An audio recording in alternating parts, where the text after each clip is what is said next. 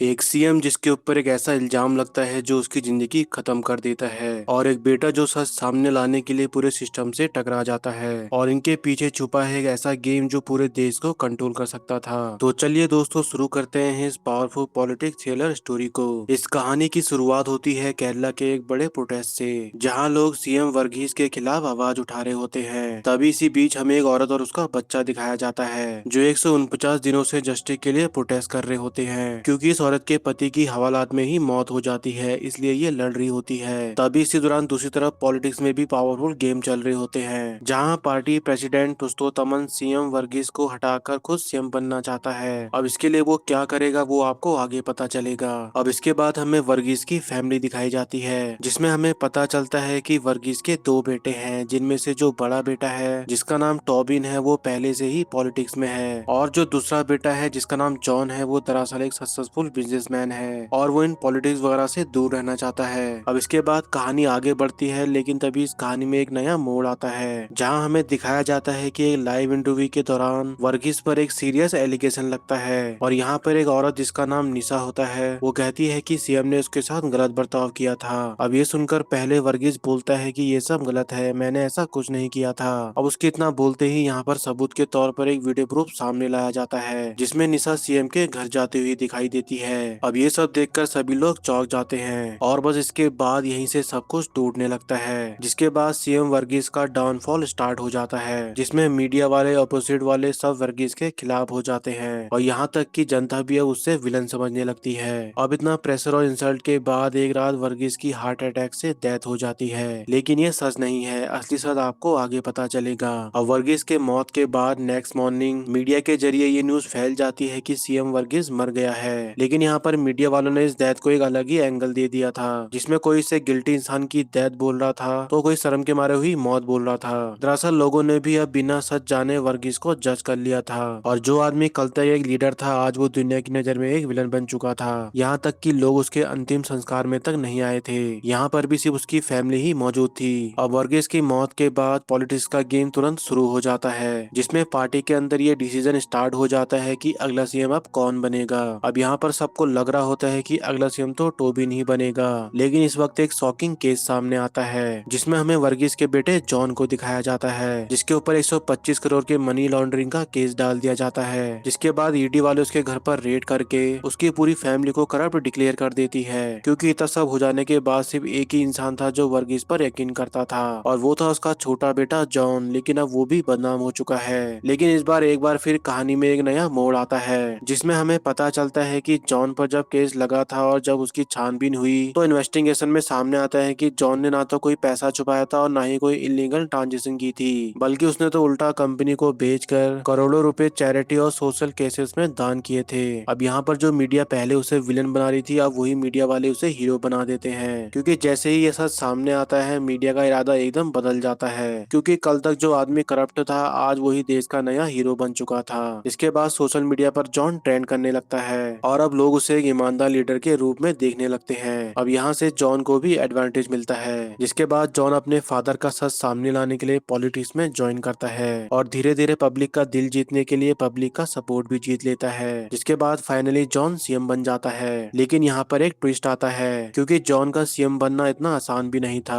दरअसल उसने खुद अपने ऊपर फेक केसेस लगवाए थे ताकि उसे पब्लिक सिंपैथी मिल सके। मतलब यहाँ पर गेम ऑलरेडी शुरू हो चुका था। अब जॉन क्या गेम खेल रहा है वो आपको आगे पता चलेगा। अब इसके बाद इस कहानी का सबसे डेंजरस पार्ट शुरू होता है, और इसी बीच इस स्टोरी में एंट्री होती है एक ऐसे इंसान की जो सामने से तो बिजनेसमैन लगता है, लेकिन असल में पूरा गेम उसी के हाथ में है। इस बंदे का नाम है रवि माधवन, जो कि एक पावरफुल मीडिया ओनर है, जिसके कनेक्शन सिर्फ बिजनेस तक नहीं बल्कि पॉलिटिक्स के अंदर तक फैले हुए हैं। रवि एक ऐसा बंदा है जो सीधे अटैक बिल्कुल भी नहीं करता है, ये इनडायरेक्टली गेम खेलता है। इसलिए जब वर्गीस ने उसका प्रोजेक्ट को रिजेक्ट करा था तभी रवि डिसाइड करता है कि अब गेम सीधा नहीं अंदर से खेला जाएगा।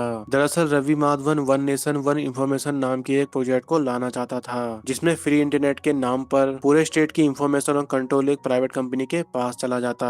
मतलब लोग क्या देखेंगे क्या सोचेंगे वो सब कुछ कंट्रोल किया जा सकता था। लेकिन वर्गीस को ये पसंद नहीं आया, इसलिए उसने इस डील को मना कर दिया था, और इसीलिए वर्गीस को फंसाया गया और उसकी इमेज को डिस्ट्रॉय किया गया था, ताकि रवि सत्ता में आकर अपना प्लान कामयाब कर पाए। अब इसके बाद कहानी आगे बढ़ती है और हमें पता चलता है कि वर्गीस की डेथ के बाद निशा देश छोड़कर भागने की कोशिश कर रही थी। अब ये देखकर जॉन को यहाँ पे थोड़ा शक होता है। जॉन को लगता है जब ये उसके पापा के बारे में सच्ची गवाही दे रही थी तो वो अब भाग क्यों रही है। अब ये देखकर जॉन इन्वेस्टिगेशन शुरू करता है, जिसमें वो अपने कॉन्टैक्ट्स, एयरपोर्ट रिकॉर्ड्स और ट्रैवल हिस्ट्री सब कुछ छान मारता है, जिससे उसे पता चलता है कि निशा यूके नहीं बल्कि नेपाल में कहीं छुपी हुई है। अब ये जानकर जॉन अपने सोर्सेज एक्टिवेट करता है और धीरे धीरे निशा का लोकेशन ट्रैक कर लेता है, जिससे उसे पता चलता है कि निशा ने जो उसके पापा के ऊपर आरोप लगाए थे वो सच नहीं थे। दरअसल वो वर्गीस से मिलने जरूर गई थी, लेकिन उसके साथ कोई गलत चीज नहीं हुई थी क्योंकि उसे मजबूर किया गया था और ऐसा करने के लिए उसकी बेटी का यूज किया गया था ताकि वो झूठ बोल सके।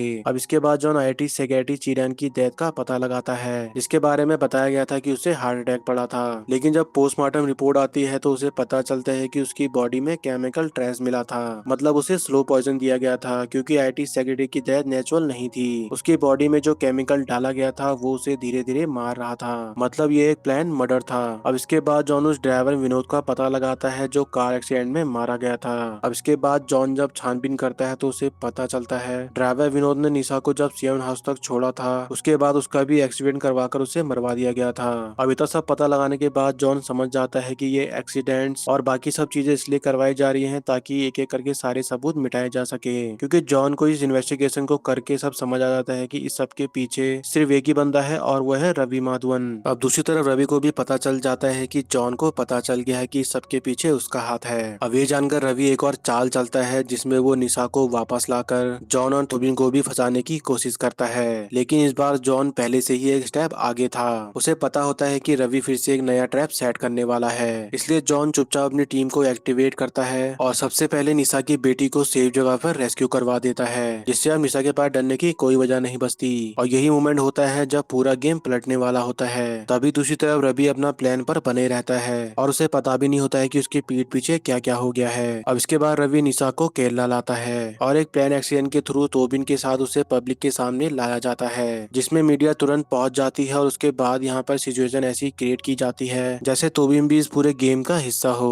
लेकिन यहाँ पर इस बार रवि को पता नहीं था कि वो नहीं बल्कि जॉन उसके साथ इस बार खेल रहा है, क्योंकि ये सब होने से पहले ही जॉन सीक्रेटली मीडिया को पहले ही अलर्ट कर चुका था ताकि पूरा एक्सीडेंट रिकॉर्ड हो चुके, क्योंकि इस बार अब सबूत जॉन के पास थे, उसे बस एक सही वक्त का इंतजार था। अब इसके बाद जॉन निशा को पकड़वा कर उसे सब कुछ पता लगवा लेता है और अपने भाई को छुटवा लेता है। तभी यहाँ पर जॉन की माँ अपने पति की मौत के बारे में सभी को आज सच बताती है। वो कहती है कि जब उनकी बदनामी हुई थी तो उस रात उन्होंने अपनी पोती से साथ सोने को कहा था, लेकिन हमारी पोती ने उनको गलत समझकर उनके साथ सोने से मना कर दिया था और उनसे कहा था कि वो गंदे हैं। और ये सुनकर तुम्हारे पापा ये सदमा नहीं झेल पाए और उन्हें हार्ट अटैक आ गया था। अब ये सब सुनकर सभी लोग चौंक जाते हैं और फिर इसके बाद वो मोमेंट आता है जब जॉन डिसाइड करता है कि अब सब सच दुनिया के सामने लाना होगा, इसलिए वो सीधा रवि के ही न्यूज चैनल पर लाइव इंटरव्यू देने पहुंच जाता है, जिसमें शुरू में एंकर उससे अजीब गरीब सवाल पूछता है जिसमें वो जॉन और टॉबिन पर लगे हुए एलिगेशन को लेकर बातें करता है। लेकिन तभी यहाँ पर जॉन अचानक गेम रिवर्स कर देता है। वो पूछता है जब ड्राइवर का एक्सीडेंट हुआ था तो मीडिया इतनी परफेक्ट टाइमिंग पर वहाँ कैसे पहुंच गई थी। अब ये सवाल सुनते ही स्टूडियो का माहौल बदल जाता है, इससे एंकर और रवि दोनों एक सेकंड के लिए शॉक हो जाते हैं और फिर जॉन एक एक करके अपने सारे कार्ड टेबल पर रखना शुरू करता है और वो बताता है कि कैसे निशा का यूज किया गया था उसकी बेटी को किडनैप करके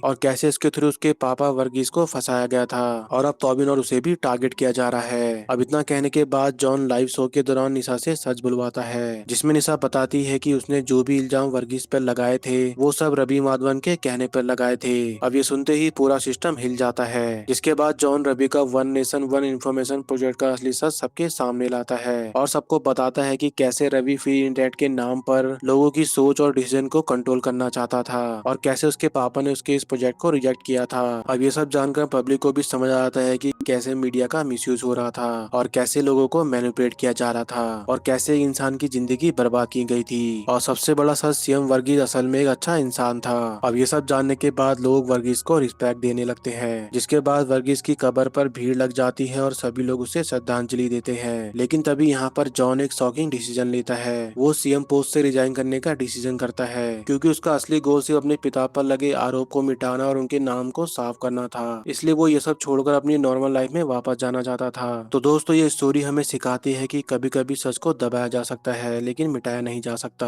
और सबसे खतरनाक ताकत टेक्नोलॉजी नहीं बल्कि उसका मिसयूज होता है। तो दोस्तों इस वीडियो को एंड करने से पहले मेरा आप सभी से एक सवाल है है। अगर आप जॉन की जगह होते तो क्या आप भी इतना बड़ा गेम खेलते या फिर कुछ नहीं करते? अपनी राय कमेंट में जरूर बताना। बाकी ऐसी ही और पावरफुल स्टोरी के लिए चैनल को सब्सक्राइब करना मत भूलना। मिलते हैं नेक्स्ट वीडियो में।